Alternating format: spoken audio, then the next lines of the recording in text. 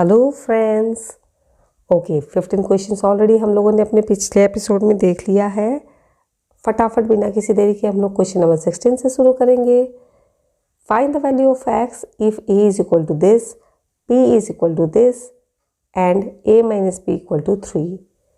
ठीक है, a का वैल्यू दिया गया है, p का वैल्यू दिया गया है, a माइनस b अगर हम लोग करते हैं तो हमें 3 मिलता है, ये भी हमें पता है। तो फटाफट इसी जगह में a minus b is equal to 3 की जगह में हम लोग a और b का वैल्यू रख देते हैं। a का वैल्यू कितना है, twice x minus 1 divide by 3 और b का वैल्यू है 7 minus 3x divide by 4 is equal to 3। LCM जब लेंगे तो 12 हमारा एलसीएम होगा और क्रॉस वाइज ये हमें मल्टीप्लाई करना होगा। तो 4 into 2 is 8x minus 4 minus 3 into 7 is 21 plus minus minus plus हो जाता है, 3 into 3 is 9x is equal to ये जो 12 है इसे हम लोग राइट साइड में भेज देते हैं, 3 के साथ मल्टीप्लाई हो जाएगा जो कि हमें देगा 36। सिंपल कैलकुलेशन करना है, 8x प्लस 9x कितना होता है 17x minus 4 minus 21 is minus 4 minus 21 add करना है। Okay, it is minus 25 is equal to 36। 25 को राइट साइड में ले जाइए, कितना होगा 17x is equal to 36 plus 25 is 61 right. अब x का वैल्यू कितना आता है, x का value is 61 divide by 17। That means option C is our correct answer. Okay, then let us quickly see our next question. Surbhi thought of a number, tripled it and subtracted 13 from it. The result was 59. तो बहुत easy है, कोई एक number सोच लो। सृष्टि ने एक number सोचा, suppose n, उसको ट्रिपल किया यानी कि 3n, उसमें से 13 को सब्ट्रैक्ट कर दिया, 3n माइनस 13 हो गया। इसका रिजल्ट क्या हुआ 59। तो 13 को राइट साइड में जब हम लोग लेके जाएंगे तो ये ऐड हो जाएगा 59 के साथ, कितना हो जाएगा 59 प्लस 13 इज 72। इसे जब हम लोग 3 से डिवाइड करेंगे तो ये 24 टाइम्स आएगा, यानी कि option A is our correct option 24। Okay, let us see our next question. Which of the following is the solution of 1 by 3x minus 5 by 2 is equal to 6। यानी कि सॉल्यूशन निकालना है, यानी कि हमें x का वैल्यू निकालना है राइट। तो सबसे पहले देखो 6 एक कांस्टेंट है, 5 बाई 2 भी एक कांस्टेंट है, इसे हम लोग साथ में रख देते हैं। तो 5 बाई 2 क्या हो जाएगा, ये राइट साइड में चला जाएगा, प्लस हो जाएगा 6 प्लस 5 बाई 2। एलसीएम यहाँ पे हम लोग ले सकते हैं, 2 हमारा एलसीएम होगा, 2 के साथ 6 जब मल्टीप्लाई होगा, क्रॉस वाइज मल्टीप्लाई होगा तो ये 12 प्लस 5 डिवाइड बाई 2 होगा, यानी कि 17 डिवाइड बाई 2 राइट। अब हमें क्या मिला, 1 by 3x is equal to 17 divide by 2। 3 को जब हम लोग राइट साइड में लेके जाएंगे तो ये मल्टीप्लाई होगा, क्योंकि ये ऑलरेडी यहाँ पे डिनोमिनेटर में है, यहाँ पे ये जाएगा तो न्यूमरेटर में बनेगा। तो क्या हो जाएगा 17 इंटू 3 डिवाइड बाई 2, यानी कि 51 divide by 2 right. Option C is our correct answer. Okay, next question. The सम ऑफ 3 consecutive integers is 33. Find the second integer. Okay, 3 consecutive integer का 33 है सम। बहुत बहुत easy question. Okay, consecutive integers मतलब क्या होता है बच्चों, कंसेक्यूटिव इंटीजर्स यानी एक के बाद एक आने वाले नंबर। सपोज 1 अगर है एक नंबर तो 2 and 3 are the consecutive integers. 1 2 3 7 8 9 हो सकता है, 14 15 16 हो सकता है, 91 92 93 हो सकता है। इस तरीके से लगातार आने वाले नंबर को हम लोग कंसेक्यूटिव इंटीजर्स बोलते हैं। ठीक है, तो अगर x एक नंबर है तो दूसरा उसके बाद में आने वाला नंबर क्या होगा, x प्लस 1 होगा, उसके बाद में आने वाला नंबर क्या होगा, x प्लस 2 होगा। इन तीनों को जब हम लोग ऐड करेंगे तो हमारा रिजल्ट कितना आता है 33 आता है राइट। यानी कि x plus 1 plus x plus 2 is equal to 33। 3x है, 3x is equal to 33 minus 3 हो जाएगा। 3x है यहाँ पे, 3x plus 3 is equal to 33 हो जाता है। 3 को राइट साइड में ले जाओ, क्या हो जाएगा 3x इज इक्वल टू 30 हो जाएगा, क्योंकि यहाँ सब्ट्रैक्शन हो रहा है। x का वैल्यू कितना आया भाई? 10 आया ना। लेकिन हमें x का वैल्यू थोड़ी ना चाहिए, हमें तो चाहिए सेकेंड इंटीजर। सेकेंड इंटीजर क्या है अपना? x+1, यानी कि 10 + 1। तो इस केस में हमारा सही आंसर होगा ऑप्शन डी 11। चलो फटाफट आगे बढ़ते हैं, नेक्स्ट क्वेश्चन देखते हैं हम। सॉल्व फॉर y, यानी कि हमें y का वैल्यू निकालना है। ये एक इक्वेशन दिया गया है हमें, y + b divide by a - b is equal to y - b divide by a + b। इस इक्वेशन को हमें सॉल्व करना है, राइट। तो हम इसे कैसे करेंगे? क्रॉस वाइज तो मल्टीप्लाई हमें करना पड़ेगा। हमें क्या मिलेगा? ya यानी कि ay + by + ab + b² is equal to ay - by - ab + b²। ओके, तो इधर भी अपने पास b² है, इधर भी अपने पास b² है, इन दोनों को हम काट सकते हैं। इधर भी ay है, इधर भी ay है, इन दोनों को भी हम काट सकते हैं। ठीक है, हमारे पास बचेगा क्या?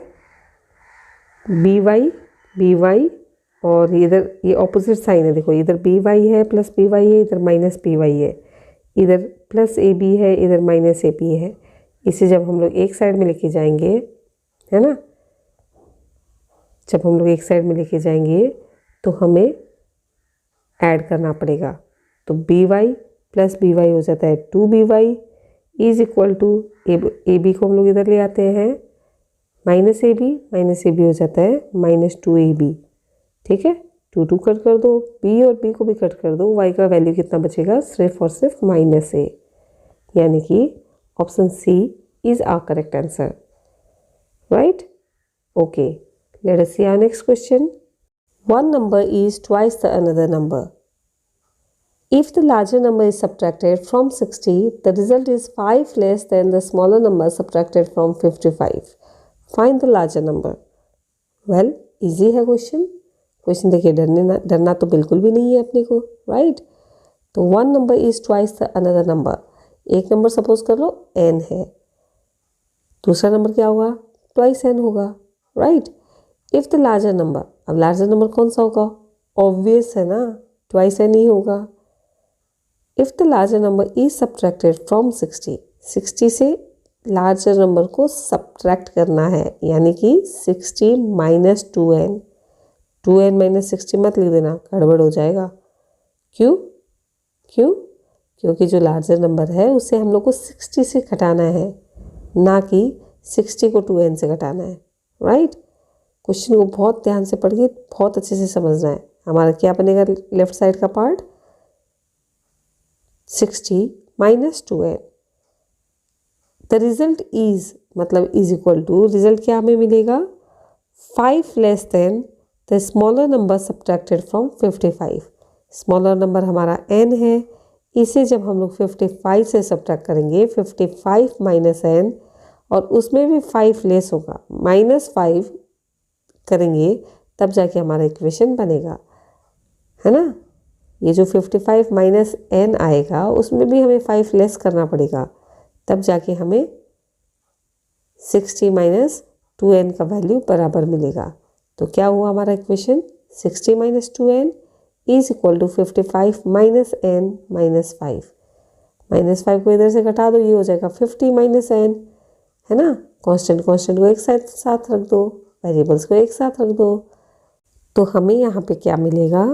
जब हम लोग कांस्टेंट को एक साथ रखेंगे, वेरिएबल्स को एक साथ रखेंगे, तो सबसे पहले तो ये -2n है, n को इधर ले आओ, +n हो जाएगा, यानी कि ये बचेगा सिर्फ -n इज इक्वल टू, इधर 50 है, ये 60 को इधर ले जाओ, -60 हो जाएगा, ये बचेगा -10। -n इज इक्वल टू -10, यानी कि n का वैल्यू सिर्फ और सिर्फ 10 है। लेकिन हमें निकालना है लार्जर नंबर, जो कि है ट्वाइस n। तो ट्वाइस n क्या होगा? ये होगा 20, correct. Okay, option C is our correct answer. Next question, the some of the digits of a 2 digit number is 15।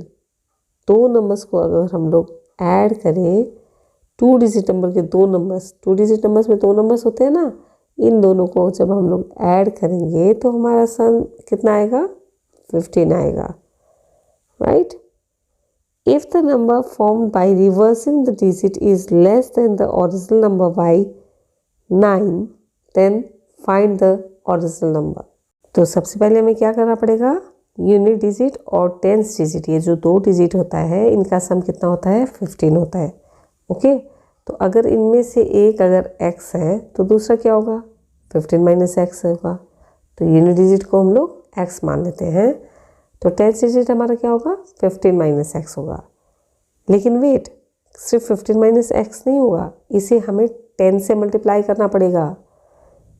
ऐसा क्यों, ऐसा इसलिए बेटा, टेंस प्लेस में जो भी डिजिट्स होते हैं वो सिर्फ एक सिंगल डिजिट नंबर नहीं होते हैं, वो इंटू 10 मल्टीप्लाई हो रहे होते हैं। जैसे ये देखो 35 है ना, ये 5 तो 5 ही है, लेकिन ये 3 नहीं है, ये 3 की जगह 30 है, 3 इंटू 10 30 है, राइट। बिल्कुल ऐसे ही सपोज करो 162 है, तो इस केस में 2 तो सिर्फ यूनिट डिजिट 2 है, सिर्फ 2 ही है। लेकिन ये जो 6 है ये 6 नहीं है, ये 60 है, 6 इंटू 10। और ये जो 1 है ये 1 इंटू 100 है ना। तो जब हम लोग टेंस डिजिट की बात कर रहे हैं, टेंस प्लेस की बात कर रहे हैं, तो जो भी नंबर हमें मिला है 15 माइनस x हमें मिला है, इसे हमें बट ऑब्वियस है कि 10 से मल्टीप्लाई करना पड़ेगा। एम आई राइट। तो इसे मल्टीप्लाई कर दो फटाफट, कितना हो जाएगा, ये 150 हो जाएगा माइनस 10x हो जाएगा। हमारा सबसे ओरिजिनल नंबर क्या हुआ, 150 माइनस 10x प्लस x, यानी कि 150 माइनस 9x। अब हमें क्या बोला गया है, रिवर्स कर देना है, इन डिजिट्स को हमें रिवर्स करना है, यानी कि यूनिट डिजिट टेंस डिजिट बन जाएगा, टेंस डिजिट जो है यूनिट डिजिट बन जाएगा। तो यूनिट डिजिट क्या था अपना, x था, इसे जब हम लोग टेंस डिजिट बनाएंगे ये हो जाएगा 10x, राइट। 10 से तो मल्टीप्लाई करना पड़ेगा ना, टेंस प्लेस में जो लिखना है हमें, है ना, ठीक है। और हमारा यूनिट डिजिट क्या हो जाएगा, 15 माइनस x। न्यू नंबर हमारा क्या बनेगा, 10x plus 15 minus x is equal to 10x plus 15 minus x, यानी कि 9x प्लस 15। अब हमें क्वेश्चन में क्या बोला गया है कि ये जो पुराना नंबर था ना 150 माइनस 9x, इसमें से जब हम लोग ये नए नंबर को सब्ट्रैक्ट करेंगे, 9x प्लस 15 को सब्ट्रैक्ट करेंगे, तो हमें डिफरेंस मिलेगा सिर्फ और सिर्फ 9, है कि नहीं है, राइट। तो हमारा इक्वेशन क्या बना, 150 minus 9x minus 9x minus 15 is equal to 9। Minus 9x कितना हो जाएगा, माइनस 18x हो जाएगा। 150 माइनस 15 हम लोग यहीं पे कर सकते हैं, 135 आएगा। इसे जब हम लोग राइट साइड में लेके जाएंगे तो ये हो जाएगा 9 माइनस 135, जो कि हमें देगा 126, ठीक है। माइनस माइनस दोनों साइड में कट हो जाता है, 126 divide by 18 is equal to 7, यानी कि जो ओरिजिनल नंबर x था, x जो ओरिजिनल नंबर यूनिट डिजिट में था वो तो 7 होगा, और टेंस प्लेस में क्या होगा फिर, 15 माइनस 7 इज 8, यानी कि जो नंबर हमें मिला है ये लास्ट का नंबर हमारा क्या है, 87 है, 8 7 87। Okay, that means option D is our correct answer, 87। Okay, तो इसी तगड़ी रफ्तार के साथ एक क्वेश्चन और देख लेते हैं।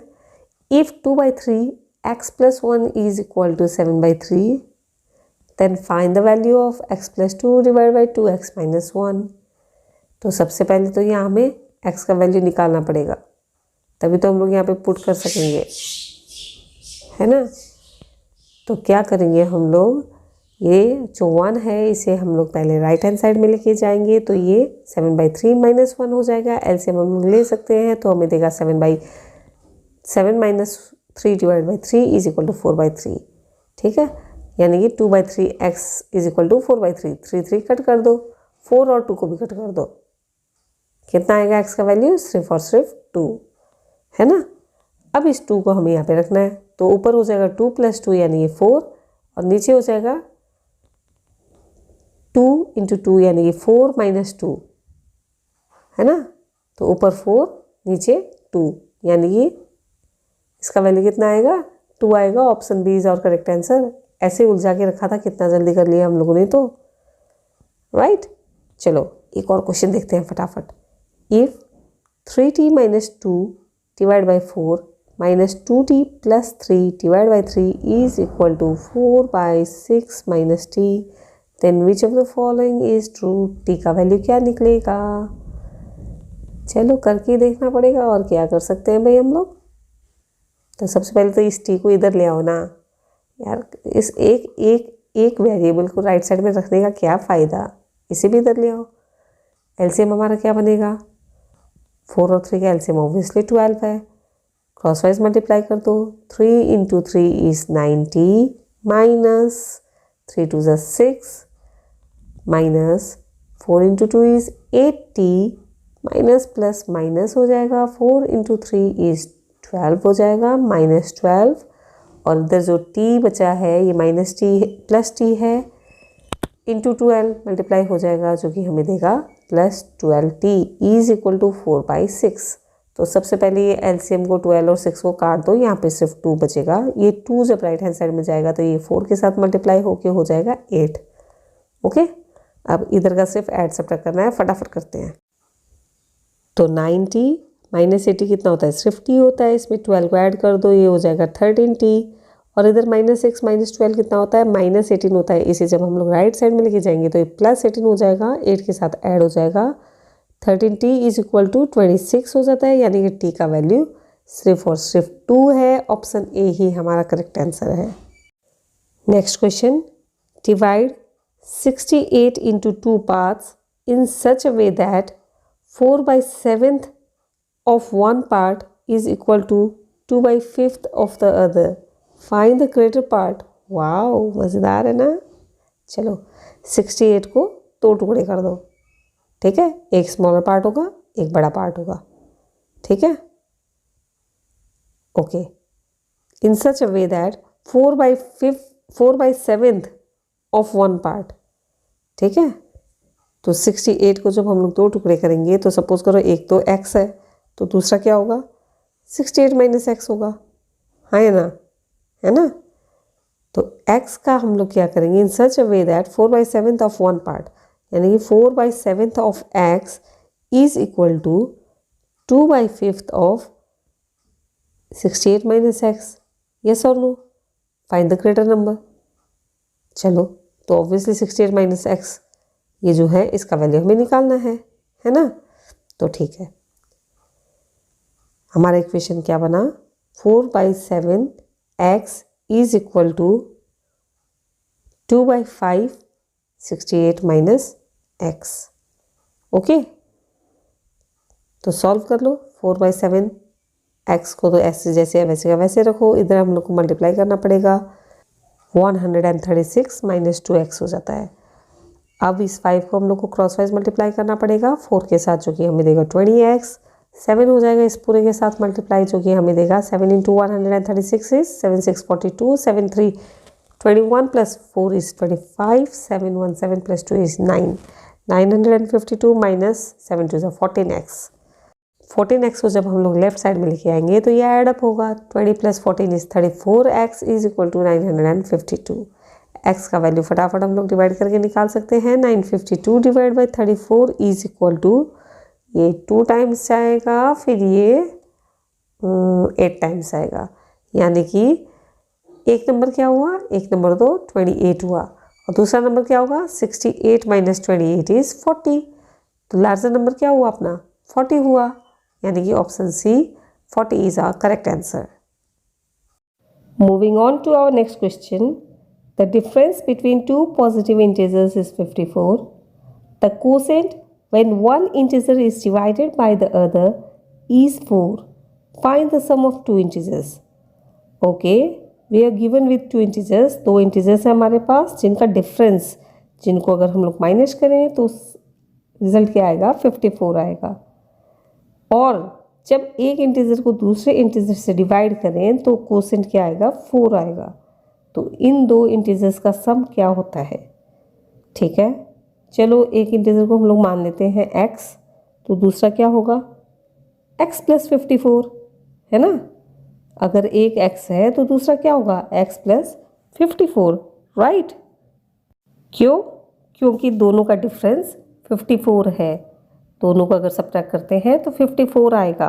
तो अगर एक x होता है तो दूसरा क्या होता है x प्लस 54। एम आई राइट? ओके।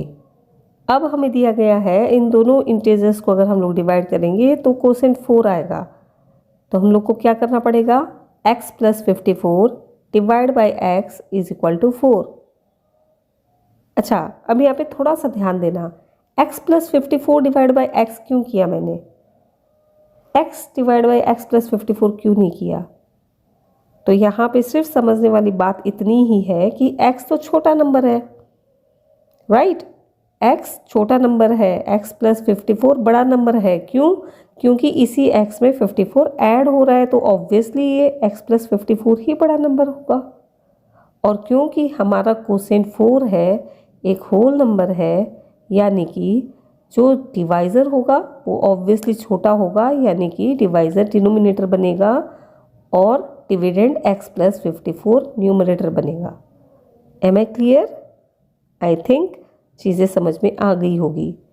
अगर इतना पार्ट हम लोग लीनियर इक्वेशंस में कर ले, इस इक्वेशन को बनाने का काम अगर हम लोग सक्सेसफुली कर लें समझ के, तब तो कोई टेंशन ही नहीं है। उसके बाद आंसर निकालने में क्या दिक्कत रही है, नो प्रॉब्लम, राइट। चलो अब ये x हो जाएगा 4 के साथ मल्टीप्लाई, जो कि हमें देगा 4x। और जब ये 4x लेफ्ट साइड में आएगा तो ये -4x हो जाएगा, और 54 राइट साइड में जाके -54 हो जाएगा। -3x is -54, minus minus cancel हो जाता है, x का वैल्यू आता है 18। ओके, यानी कि एक नंबर क्या हुआ 18 हुआ, तो दूसरा नंबर क्या होगा 18 प्लस 54, यानी कि दूसरा नंबर क्या होगा 72, राइट। अब इन दोनों को ऐड करेंगे, हमें सम चाहिए, sum of these two numbers add करेंगे तो हमें क्या रिजल्ट मिलेगा, 18 प्लस 72 इज 90। और इसे चेक कर लो, 18 और 72 हमारे दो नंबर्स हैं। अगर इन्हें हम सब्ट्रैक्ट करते हैं 72 माइनस 18 54 होता है या नहीं होता है, तो होता है ना हमारा equation satisfied. Then we are doing it right. Let us see our next question. The length of a rectangle exceeds twice its breadth by 3. Find the length of the rectangle if the perimeter is 522 meters. बड़ा ही easy simple सा सवाल है ये। Length जो है वो breath के twice of the breath से 3 मीटर और बड़ा है। ओके, तो अगर ब्रेथ या विड्थ कुछ भी बोलो रेक्टेंगल का, अगर ब्रेथ या विड्थ अगर x है तो लेंथ क्या होगा, इसका 2x प्लस 3, ब्रेथ का डबल और उसमें 3 हमें ऐड करना है। ओके, अब हमें पता है कि perimeter of the rectangle is 2l plus b, right. तो पेरीमीटर हमें ऑलरेडी दिया गया है 522, उसमें 2 की जगह 2 रखो, l की जगह 2x प्लस 3 आ जाएगा और b की जगह x आ जाएगा। क्या हम लोग 522 को 2 से कट कर सकते हैं? ऑफ कोर्स कर सकते हैं, राइट। तो क्या मिलेगा हमें, ये हो जाएगा 261 और इधर आएगा 3x प्लस 3 को इधर ले जाओ, सब्ट्रैक्ट हो जाएगा। 3x is equal to 258, x is equal to 258 divide by 3 which is equal to 86। मतलब हमारा ब्रेथ कितना हुआ 86, राइट। 86 तो हमारा ब्रेथ हुआ। अब लेंथ कितना होगा, 86 का डबल कर दो प्लस 3 कर दो, यानी कि 86 का डबल हो जाता है 172 प्लस 3 इज 175, राइट। अब अगर हमें इसे एरिया में निकालना हो तो भी हम लोग निकाल सकते हैं। लेंथ और ब्रेथ दोनों है हमारे पास, दोनों को मल्टीप्लाई करने से हमें एरिया मिल जाएगा, लेकिन इस क्वेश्चन में हमें ऐसे करने की ज़रूरत नहीं है। Option D is our correct answer, 175। Okay, quickly let us see our next question. Which of the following value of y will make the given equation true? चलो यहाँ पे एक इक्वेशन दिया गया है हमें, बहुत सिंपल सा इक्वेशन है। इसमें y का वैल्यू कितना होता है और कौन सा ऑप्शन सही होता है ये हमें पता करना है। तो फटाफट करते हैं हम लोग, कोई डिले करने की ज़रूरत नहीं है, बहुत सिंपल सा क्वेश्चन है। Late us quickly start it. अगर आप लोग ये कर सकते हो तो फटाफट कीजिए और अपना आंसर कमेंट सेक्शन में नीचे लिख दीजिए। ओके, तो चलो y को एक साइड में करते हैं, कांस्टेंट को एक साइड में करते हैं। 2.7y माइनस ये हो जाएगा 9.3y और इधर हो जाएगा 0.6 माइनस 13.8। ओके, इधर 2.7 माइनस 9.3 कितना होता है, ये हमें देगा 6.6। ओके, माइनस 6.6y और इधर है 13.8 माइनस 0.6 यानी कि 13.2 माइनस में होगा। क्यों? क्योंकि 13.8 बड़ा नंबर है और ये नेगेटिव है। माइनस माइनस दोनों साइड से कट हो जाता है। 13.2 डिवाइड बाई 6.6 इज सिंपल 2, है ना, यानी कि y का वैल्यू क्या आएगा 2, right. Option A is our correct answer. देखें दूसरा क्वेश्चन, चलो देखते हैं। 2 years ago Ankita was 4 times as old as Sakshi and 4 years hence twice her age will be equal to 5 times that of Sakshi. Find the present age of Ankita. Okay, आज से 2 साल पहले 2 years ago यानी आज से 2 साल पहले अंकिता का एज कितना था? साक्षी से 4 गुना ज़्यादा था। तो सपोज करो अगर साक्षी का एज x था तो अंकिता का कितना था 4x, राइट। अंकिता 4 गुना बड़ी थी, है ना। तो साक्षी का एज अगर हम लोग x सपोज करते हैं तो अंकिता का एज होगा 4x और उसके बाद उसके 4 साल बाद अंकिता का जो ट्वाइस एज होगा ना, अंकिता का जो एज का डबल होगा वो कितना होगा? साक्षी के एज के 5 गुना ज़्यादा होगा। Twice of Ankita's age will be equal to 5 times that of Sakshi. अब क्योंकि साक्षी का एज x ईयर्स है तो 4 साल बाद कितना होगा? x+4 होगा, है ना। और अंकिता का एज 2 साल पहले 4x था तो अभी कितना होगा? 4x+4 होगा, है ना। 4 साल बाद तो 4 ऐड हो जाएगा, यस और नो। अब हमें क्या दिया गया है? ट्वाइस ऑफ अंकिताज एज यानी कि twice of 4x+4 will be is equal to 5 times Sakshi's age यानी कि 5 टाइम्स x+4।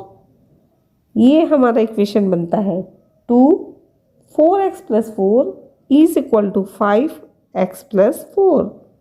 क्यों?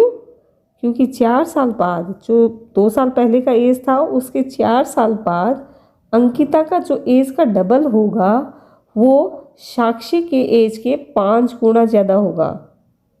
वो साक्षी के एज के 5 गुना ज़्यादा बराबर होगा, राइट। तो ये हमारा इक्वेशन बनता है। क्यों? क्योंकि 4 साल बाद अंकिता का जो एज का डबल होगा वो कितना होगा?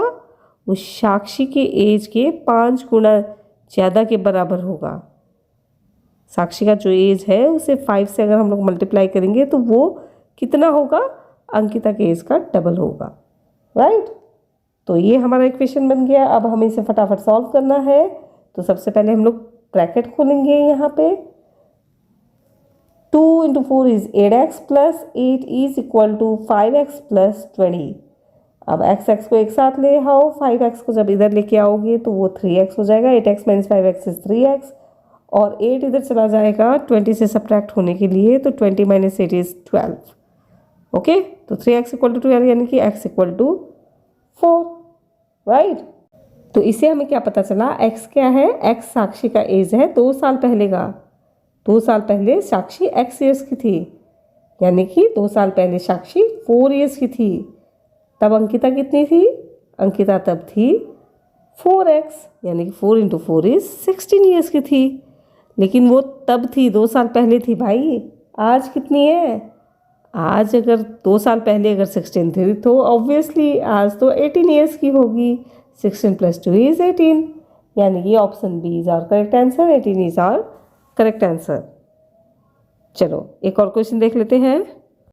A steamer goes downstream from one station to another in 6 hours. It covers the same distance upstream in 14 hours. If the speed of the stream is 1 kilometer per hour, then find the speed of the steamer. Okay, इस question को करने से पहले यहाँ की कुछ specific terms को हम लोग देख लेते हैं. Downstream and upstream. डाउनस्ट्रीम और अपस्ट्रीम में क्या फ़र्क होता है? तो डाउनस्ट्रीम यानी कि स्ट्रीमर का मोशन उस पाथ में जिस पाथ में पानी का फ्लो हो.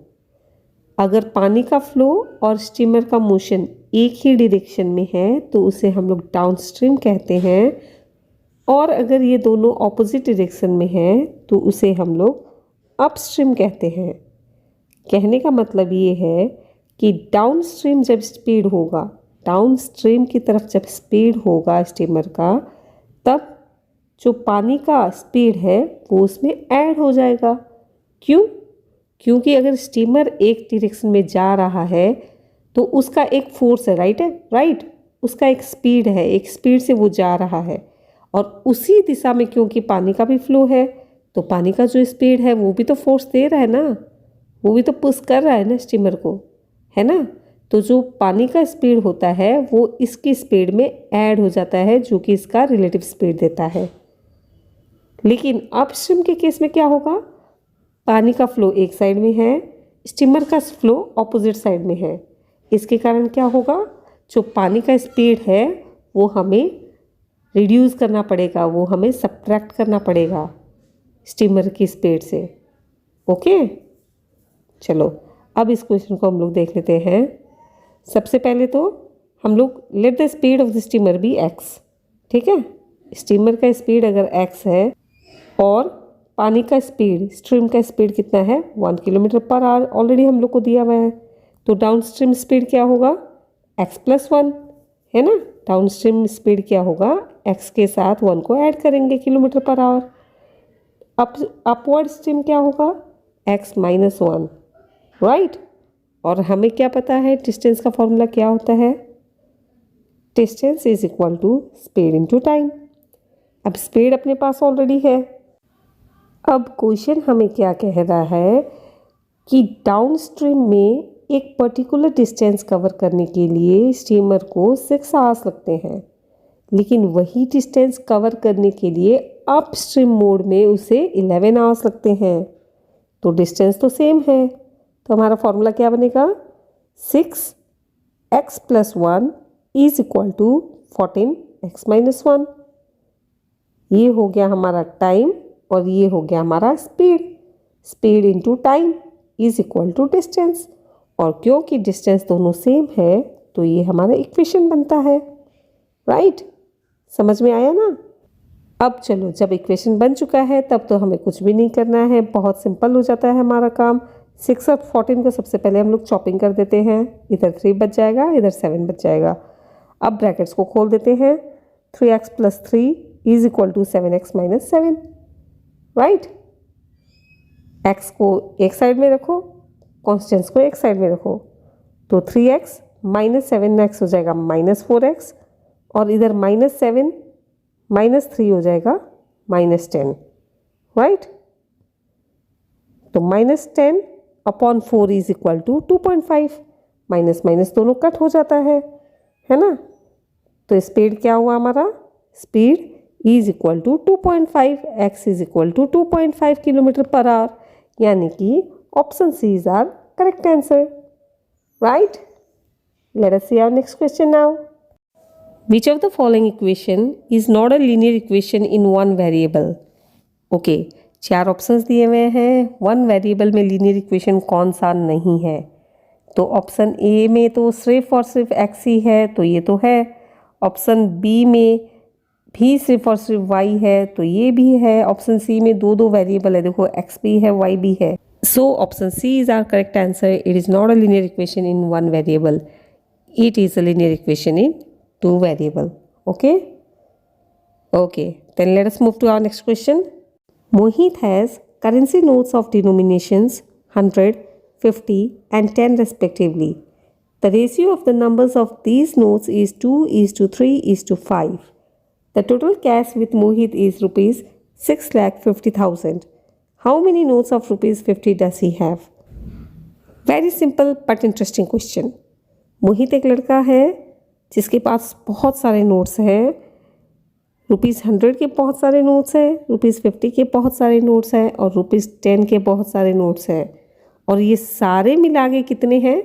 6,50,000 है। ये सारे नोट्स जब आप ऐड करोगे, इनका वैल्यू जब आप निकालोगे तो ये कितना होगा? 6,50,000। तो हमें बताना है उसके पास ₹50 के कितने सारे नोट्स हैं। चलो, तो सबसे पहले हम लोग को क्या समझना पड़ेगा, अगर उसके पास ₹100 के नोट्स हैं, ₹50 के नोट्स हैं और ₹10 के नोट्स हैं, जिनका रेशियो हमें दिया गया है 2:3:5, यानी कि ₹100 का एक नोट यानी कि ₹100, ₹100 के 2 नोट यानी कि ₹200, ₹100 के 5 नोट यानी कि ₹500 और ₹100 के 10 नोट्स यानी कि ₹1000, राइट। बिल्कुल इसी तरह ₹50 के अगर 5 नोट्स हो यानी कि ₹250, ₹50 के 10 नोट्स यानी कि ₹500, राइट। ओके, तो यहाँ पे रेशियो दिया गया है 2:3:5। अगर हम लोग number of notes x suppose करते हैं तो 100 के कितने नोट्स होंगे? 2x, 50 के 3x और 10 के 5x। ओके, अगर 2x नोट्स हैं, 100 के 2x नोट्स है तो एक नोट का वैल्यू कितना है? 100 है। 2 नोट का 200 है। 5 नोट्स का 500 है। तो 2x का 2x × 100 यानी कि 200x, राइट। बिल्कुल ऐसे ही ₹50 के नोट्स का क्या वैल्यू होगा? ₹50 के कितने नोट्स हैं? 3x नोट्स है। तो ₹50 के नोट्स का वैल्यू कितना होगा? 3x × 50 is equal to 150x। और ₹10 के कितने नोट्स हैं हमारे पास? 5x, तो उसका कितना वैल्यू होगा? 5x × 10 यानी कि 50x, करेक्ट। अब हमें क्वेश्चन में क्या बोल रहा है कि ये जो वैल्यू है, इतने रुपीज़ अगर है हमारे पास, तो इन सब को मिला के मोहित के पास कितने हैं? 6,50,000। तो क्या बनेगा हमारा equation? 200x + 150x + 50x is equal to 6,50,000। चलो, इक्वेशन तो बन चुका है। आप टेंशन वाली कोई बात नहीं है, फटाफट इसे सॉल्व हम लोग कर सकते हैं। सबको ऐड करेंगे तो हमें मिलेगा 400x इज इक्वल टू 6,50,000। 0 0 यहाँ का कट कर दो, यहाँ का 0 0 कट कर दो, बचा क्या? x is equal to 6,500 divide by 4 which is equal to 1625। फटाफट इसे हम लोग डिवाइड कर सकते हैं 1625। तो x का वैल्यू हमें मिला 1625। अब अगर हमें ₹50 के नोट्स निकालने हैं तो इसे हमें 3 से मल्टीप्लाई करना पड़ेगा, जो कि हमें देगा 4875।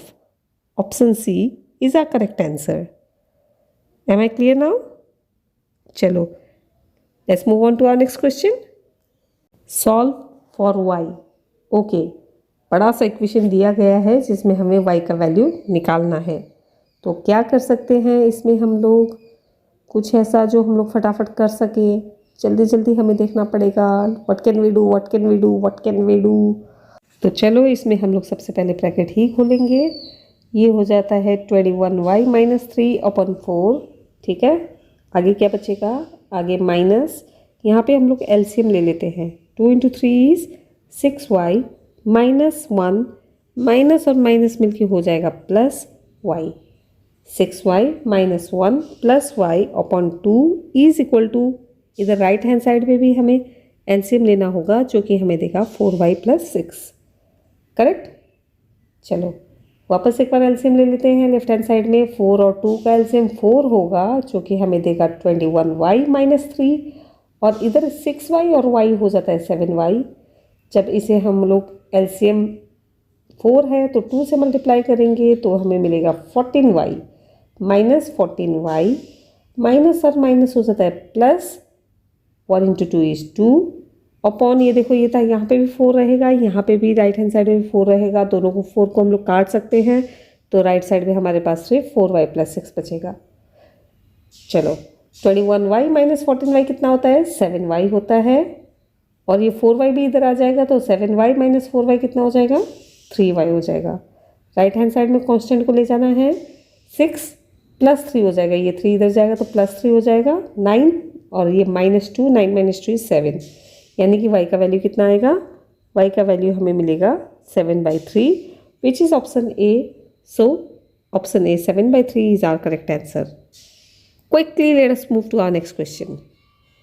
Rupees 64,000 is to be distributed among 200 persons as prizes. The prizes are comprised of either rupees 500 or rupees 100. Find the number of 500 prizes. Okay. तो 64,000 रुपीज़ 200 लोगों के बीच में बांटना है, ठीक है, और ये प्राइज़ के रूप में बांटा जा रहा है, जिसमें या तो 500 रुपीज़ के नोट बांटे जाएंगे या 100 रुपीज़ के नोट बांटे जाएंगे। तो हमें पता करना है 500 रुपीज़ के कितने प्राइजेस बांटे जा रहे हैं। तो सबसे पहले हमें इक्वेशन बनाना पड़ेगा, और ये एक ही काम है जो बड़ा मुश्किल होता है लीनियर इक्वेशन के केस में। अगर हम लोगों ने सक्सेसफुल इक्वेशन सही तरीके से बना लिया तो हमें कोई झमेला नहीं करना है, फटाफट हल्का फुल्का कैलकुलेशन करके हम लोग आंसर तक पहुँच सकते हैं।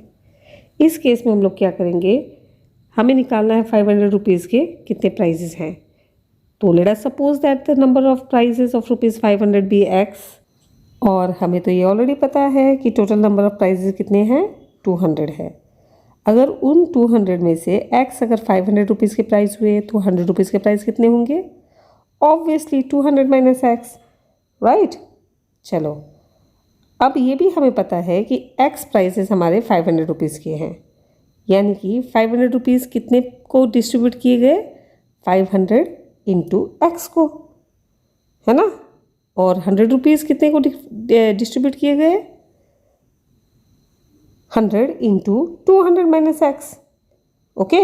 और ये दोनों मिला के क्या है, टोटल अमाउंट है, यानी कि 500x + 100 × 200 - x is equal to 64,000। ये बना हमारा फाइनल इक्वेशन। अब x का वैल्यू निकाल दो फटाफट, झटाझट, कोई टेंशन नहीं है, फटाफट निकल जाएगा।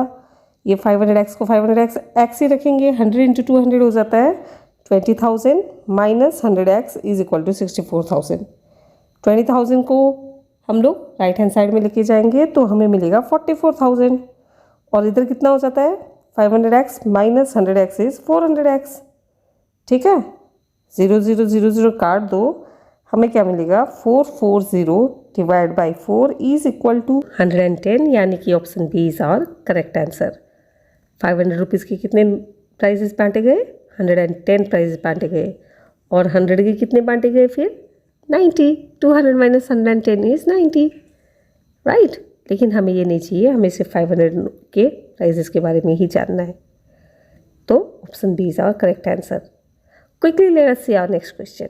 If y + 6 divide by 4 + y - 3 divide by 5 is equal to 5y - 4 divide by 8, then which of the following is true about the linear equation. ठीक है, इन 4 ऑप्शन में से कौन सा सही है। चलो एक सेकेंड, हाँ, इसमें तो कुछ करना ही नहीं है हमें, ओके। ऑप्शंस को ध्यान से देखो। 2y इज इक्वल टू 16 मतलब क्या हुआ, y इज इक्वल टू 8 है या नहीं। 3y इज इक्वल टू 24 मतलब y इज इक्वल टू 8, और तो और ऑप्शन सी में भी 5y इज इक्वल टू 40, यानी कि y इज इक्वल टू 8 है। तीनों में ही y इज इक्वल टू 8 है, यानी कि तीनों ऑप्शन ही सही है। That means option D is our correct answer, all of this. ये क्वेश्चन, ऐसे क्वेश्चन सिर्फ हमारे कॉमन सेंस को परखने के लिए है। ऐसे क्वेश्चंस को हमें सॉल्व नहीं करना है। Use your common sense and just get the answer quickly. Option D is our correct answer, all of this. Moving on to our next question, find the value of m from. चलो एक equation दिया गया है जिसमें हमें m का value निकालना है when n is equal to m - 3। तो इस इक्वेशन में यहाँ पे 2 वेरिएबल्स हैं m और n। तो सबसे पहले हमें n को हटाना पड़ेगा ताकि हमारा ये इक्वेशन 1 वेरिएबल इक्वेशन बने, 1 वेरिएबल लीनियर इक्वेशन बने, ठीक है, जो कि हम लोग इससे कर सकते हैं। यानी कि 3m माइनस 20 की जगह 3m माइनस 20 ही रहेगा, प्लस 1/2, 2 की जगह 2 ही रहेगा, प्लस 2, n की जगह m माइनस 3 हो जाएगा, इज इक्वल टू 10/5 दिया हुआ है। क्या इसे हम लोग कट करके 2 लिख सकते हैं डायरेक्टली? ऑफकोर्स लिख सकते हैं, राइट। चलो अब क्या हो जाता है, इधर 3m माइनस 20 का 3m माइनस 20 ही रहेगा, प्लस 1/2 को 1/2 ही छोड़ दो, 2 plus 2m minus 6 is equal to 2। Okay, next step में 3m minus 20 plus 1/2 2m minus 6 plus 2 is minus 4 is equal to 2। LCM ले लेते हैं फटाफट। 2 हमारा एलसीएम होगा, और जब हम लोग एलसीएम लेंगे तो हमें मिलेगा 6m minus 40 plus 2m minus 4। 2 जब राइट हैंड साइड में जाएगा तो ये 2 के साथ मल्टीप्लाई होके 4 हो जाएगा, और इधर लेफ्ट हैंड साइड में हमें मिलेगा 6m plus 2m is 8m, minus 40 minus 4 is minus 44 is equal to 4, right. चलो अभी हमें क्या करना है, वेरिएबल्स को एक साथ रख देना है, तो हमें क्या मिलेगा, 8m is equal to 4 plus 44 is equal to 48। फिर हमारा m का वैल्यू हमें मिलेगा, m is equal to 48 divide by 8 which is equal to 6, यानी कि option C is our correct answer.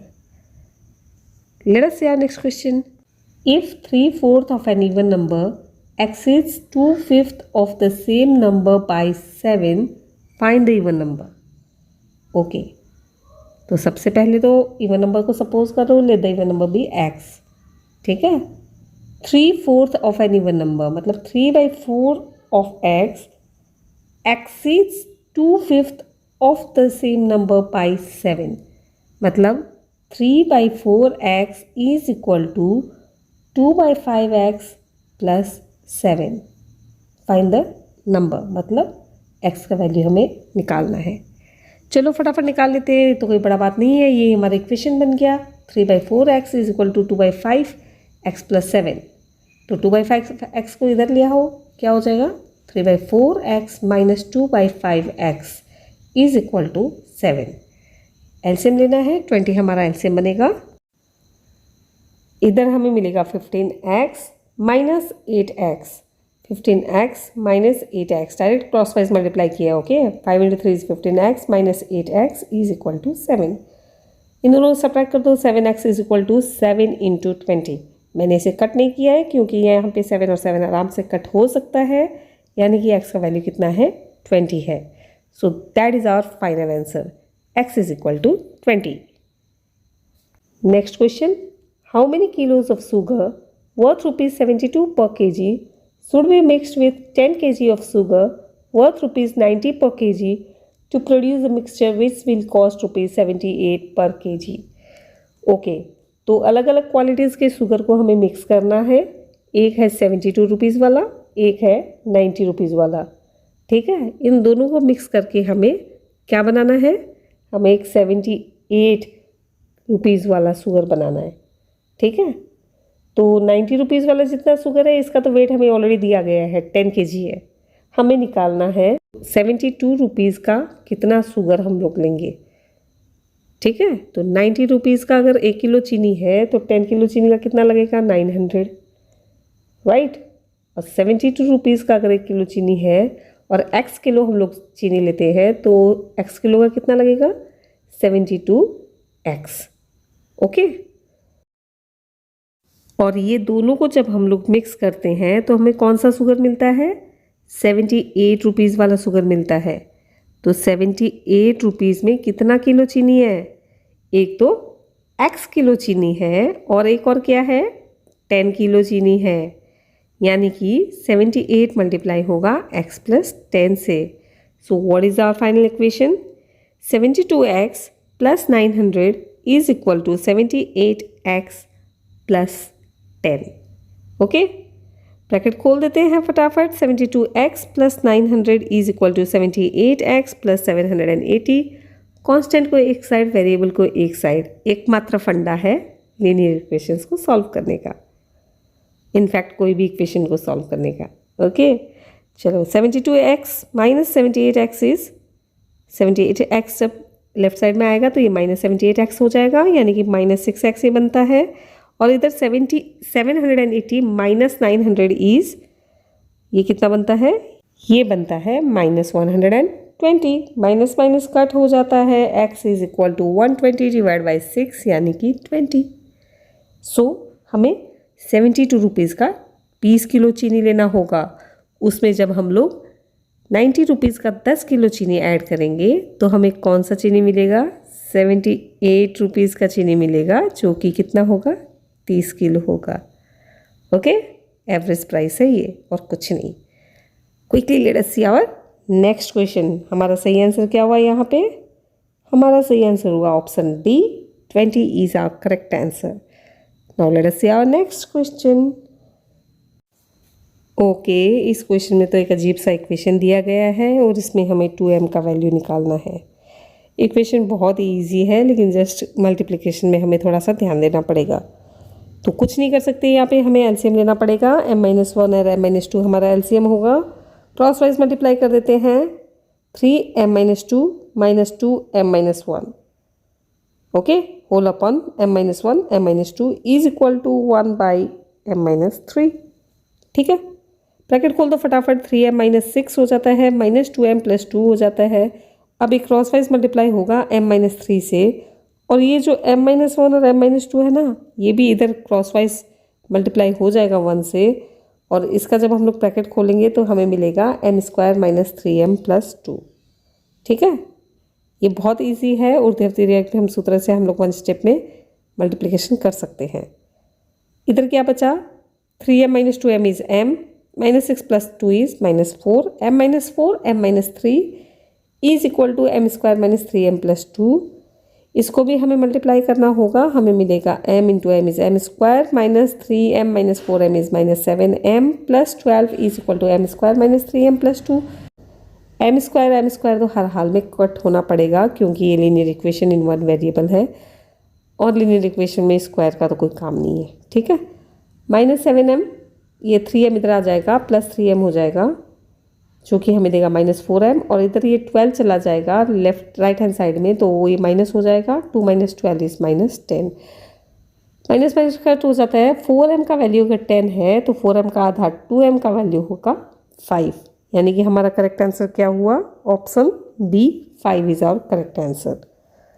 Right, तो इजीली कर सकते हैं, मुश्किल नहीं है। सिंपल से क्वेश्चंस होते हैं, ट्रिकी होते हैं, समझना है, केयरफुल रहना है और बहुत बहुत फास्ट करना है।